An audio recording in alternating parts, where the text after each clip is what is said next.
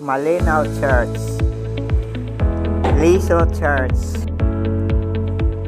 Kalibo Cathedral,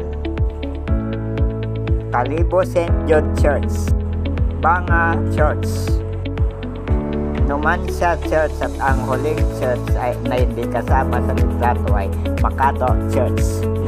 Kami ay nagbisita iglesia kagabi.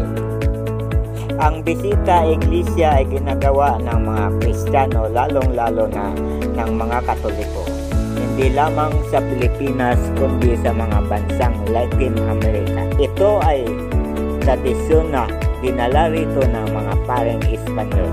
At least 7 simbahan ang pupuntahan para magdasal at magnilay-nilay. Ang 7 numbers na ito correspond to the 7 last words of Jesus Christ bago siya namatay sa cross. Sabi naman ng iba, 7 malubha na sugat na tinamo ng siya ay pinaparusahan. Sabi naman ng iba, 7 lugar na pinuntahan bago siya ipinako sa cross. Sa Raelians, ang 7 numbers ay correspond to 7 scientific base ng mga Elohim, kung saan ginawa ang mga creation dito sa planetang ang tawag nila ay Erido, home away from home.